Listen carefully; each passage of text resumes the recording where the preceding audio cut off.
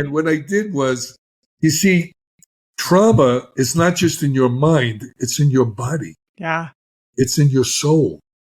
Okay? So you have to give it substance.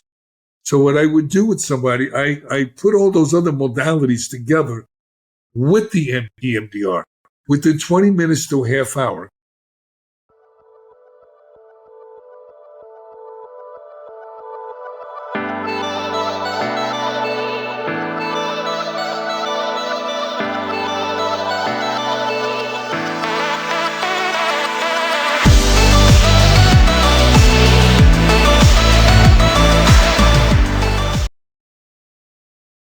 I'm confident my audience would love to hear is it can feel overwhelming, the idea of trying to recover. You know, when somebody has had, especially when you have severe trauma in your past, I had trauma from my first marriage and buried it deep for over 25 years. I never wanted to talk about it. I never wanted to, I went to therapy for other things and I was working on the surface stuff, kept trying to correct the behaviors that were rooted in the trauma. And part of it was just, I didn't want to go back there. I didn't want to experience it again. I didn't want to talk about it. I didn't want to think about it. And for me, the things that motivated me to keep going when I was trying to figure out how to manage my bipolar and how to live better with it, and then eventually how to heal it, the thing that motivated me to go and finally face the trauma and process the trauma and heal were my family. It was my children. I wanted to be, I knew my kids' life had value, even though I didn't feel like mine did. And I wanted them to have the mother that they deserved. And I loved my husband. I was grateful he stuck with me. And I wanted to be a healthy wife for him. And those were the things that motivated me to keep trying when it was hard and keep trying when I was struggling and keep trying. So what motivated you? I mean, you had so many challenges and so many traumas, and you're, dealing with addiction, and you're, I can't even imagine getting out of recovery and then, ending up divorced. And, you just had your life was just filled with all these challenges. What motivated you to keep going, and what motivated you to do the work to recover? What was it that kept you going and motivated you? I can tell you, I was asked this a while ago, a couple of times, actually. It was the martial art training, discipline, facing your fears, focus, okay? Not getting lost in the past. Your past are your lessons. There are no failures in life, only lessons, okay? And you only have now. And, it's easier to talk about things. You see, talk therapy. Now, I want to give you another little look at something. Talk therapy deals with what I call the software of the brain.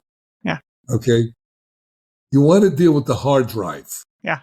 The subconscious is what runs the show. When you erase something on your computer, it's still on your hard drive. Yeah. So people do the talk therapy. Yes, you may settle in, you feel okay. You're not really reliving the trauma, Harley, but it's there, but it's not there, that kind of thing. Problem is that trauma and our life experiences colors the way we look at life, the way we look at people, the way we approach life. So I have a technique that I developed. Now, I have a master's in neurolinguistic programming. I'm a hypnotherapist. I do holotropic breathing, and I do EMDR.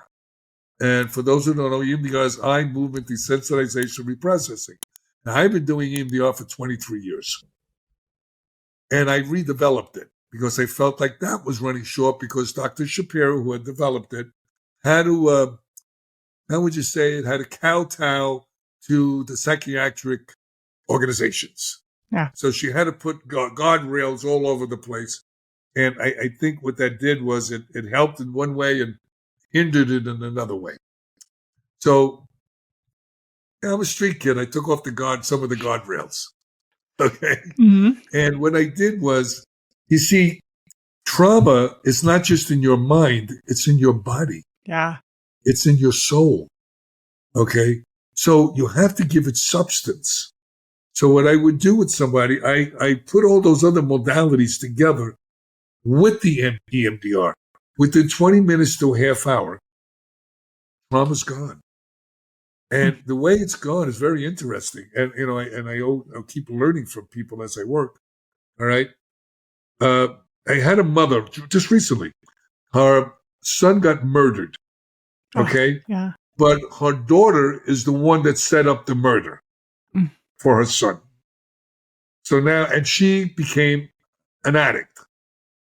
So now you got the mother's an addict, the daughter is an addict who set up the murder for the son. So she was what you would call really traumatized. Yeah. She loved her daughter but hated her, missed her son. Lost. So I did this technique on her, and she looked at me. She says, "I don't know what you did to me, but I don't feel the same way anymore." Yeah. I said, "No, I want you to keep trying to feel that way, please." Couldn't feel that way. See, when I do the trauma, I don't go, let's say you got raped. I don't go with the rape. I go what the emotion that elicited from the rape. Yeah. Because see, that emotion it's tied to all the other instances, things that happen to you in life. So I address the emotion and then I give it form. And what does that mean? Well, for instance, I would say to you, okay, Michelle, what I'd like you to do is close your eyes. I want you to feel those feelings. And where are they in your body? All right? Eventually, say their stomach or their chest. So put your hand there. Okay, what I want you to do now is I want you to give it some kind of substance. What shape would it be if it had a shape? What color would it be if it had a color? What does that color represent? Man, sand, glad. Okay. Does it have any weight? Does it have any movement? Does it make any sounds? Does it have any smells? Does it have any taste? Does it have a temperature? Okay. And from 10 to 0, being the strongest in this moment in time, where is it now? Okay. And then I go through the EMDR technique with them, having them focus on that. Then I have them, after they do that round, I have them breathe really hard. Then I have them eventually hyperventilate because oxygen changes the chemical composition in your brain. So that loop opens up and disperses the information to where it belongs, in the quadrants it belongs to.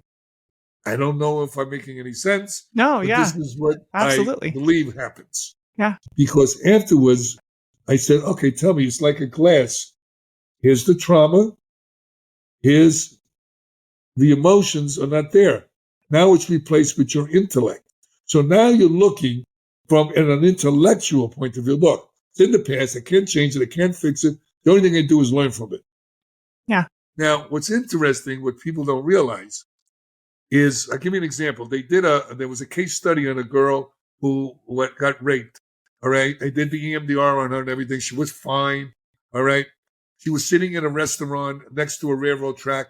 A train went by. The whistle started blowing. She fell off her chair, went in the corner, was in a fetal position, shaking and crying. Why did that happen? What happened was when she got raped, a train whistle went off. Hmm.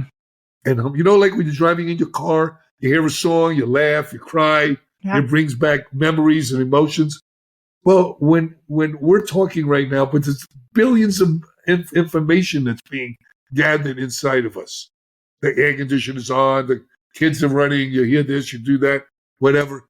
All right. So you have to address all that information because it's all interconnected into the emotional state. Yeah.